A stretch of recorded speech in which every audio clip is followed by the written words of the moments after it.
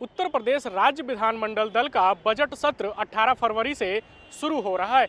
ऐसे में ईटीवी भारत आपको बजट के इतिहास को लेकर तमाम नई तरह की जानकारी से रूबरू कराएगा।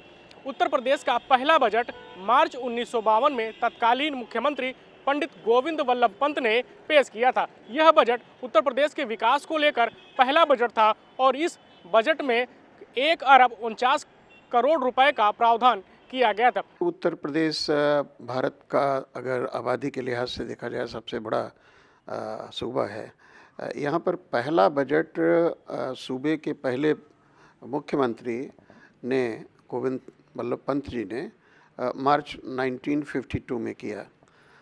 इसके बाद अगर देखें तो सामान्यतया विभिन्न मुख्यमंत्रियों द्वारा सूबे के बजट पेश हुए। हालांकि वित्त मंत्रियों ने भी पेश किए बजट मुख्यमंत्री के कहेंगे मुख्यमंत्रित्व में। नारायण दत्त तिवारी जब सूबे के मुख्यमंत्री थे तो उन्होंने इस तरह 4 बार मुख्यमंत्री रहते हुए बजट पेश किया सूबे का। इसके अलावा 7 बार वित्त मंत्री रहते हुए उन्होंने सूबे का बजट पेश किया। कुल मिलाकर 11 बार उत्तर प्रदेश का बजट नारायण दत्त तिवारी जी द्वारा पेश किया गया। मुलायम सिंह यादव जी ने मुख्यमंत्री रहते हुए 9 बार बजट पेश किया। अगर अखिलेश जी को देखें जो मुख्यमंत्री रहे सूबे के तो उन्होंने 2012 से 5 साल लगातार अपने स्तर पर 5 बजट पेश किया।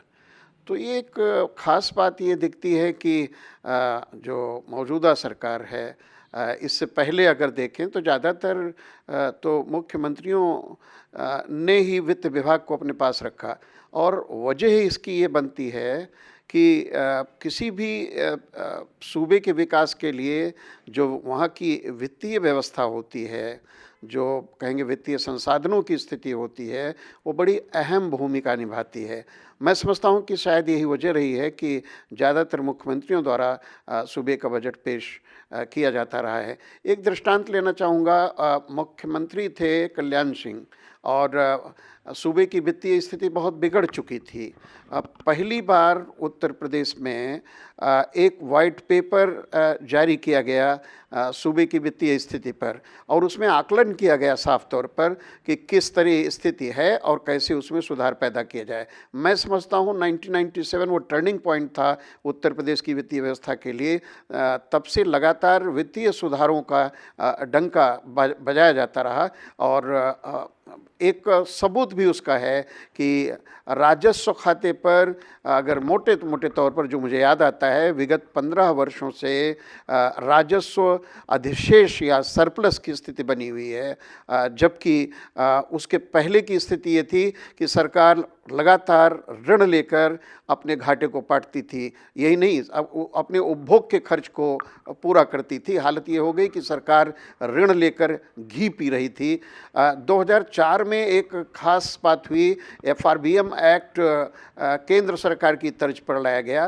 पार्लियामेंट ने 2003 में पास किया fiscal responsibility budget management act और उसी तर्ज पर यूपी ने भी FRBM एक्ट 2003 बनाया। ये बड़ी अहम बात है कि अब जब केंद्र सरकार ने भी जो टारगेट्स हैं, राजकोषीय टारगेट्स जिनको कहते हैं, लक्ष्य हैं राजकोषीय घाटे को लेकर, राजस्व घाटे को लेकर, उसको दोबारा निर्धारित किया है रिकवरी को बढ़ाने के लिए जो खर्च में वृद्धि की गई है। मैं समझता हूं कि सूबे का जो बजट पेश होने जा रहा है उसमें भी उसी तरह की कवायद की जाएगी। जो राजकोषीय लक्ष्य हैं उनका दोबारा निर्धारण किया जाएगा, ये देखते हुए कि सूबे की अर्थव्यवस्था को पटरी पर लाया जाना है। मेरा यह भी मानना है कि एक महत्वपूर्ण बात रखना चाहूँगा। उत्तर प्रदेश के मुख्यमंत्री थे राम नरेश यादव जी।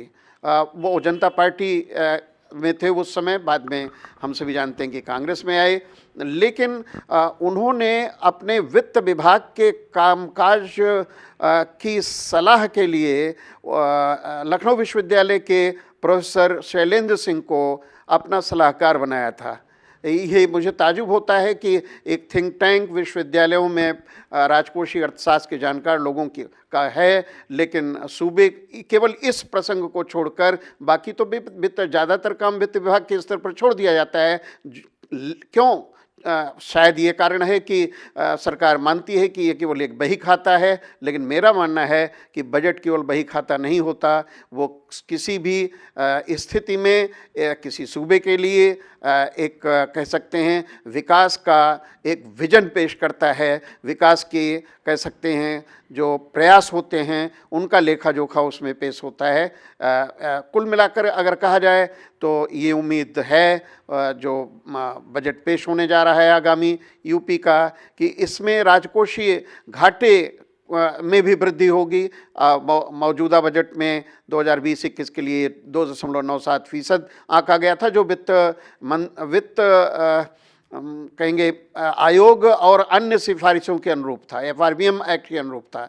तो इस तरह राजस्व जो अधिशेष की स्थिति है, मुझे आशंका है कि कहीं वो फिर घाटे में न परिणत हो जाए। ऐसे में सबसे बड़ी चुनौती सरकार के लिए होगी, वित्त मंत्री के लिए होगी कि वे किस प्रकार राजस्व खाते पर जो खर्च है, जो सरकार का उपभोग का खर्च होता है, उसको बिना कर्ज लिए हुए पूरा करें।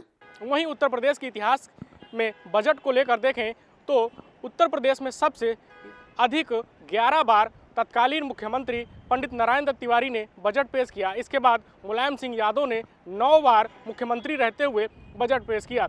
इसके अलावा खास बात यह भी है कि उत्तर प्रदेश के बजट ज़्यादातर तत्कालीन मुख्यमंत्रियों के स्तर पर पेश किया गया, बीच बीच में वित्त मंत्री के स्तर पर भी बजट पेश किया गया। लेकिन उत्तर प्रदेश में जब से भारतीय जनता पार्टी की योगी आदित्यनाथ नेतृत्व की सरकार बनी, तब से वित्त मंत्रियों के द्वारा बजट पेश किए जाने का सिलसिला शुरू हो गया। वीडियो जर्नलिस्ट धीरज कुमार के साथ धीरज त्रिपाठी, ETV भारत, लखनऊ।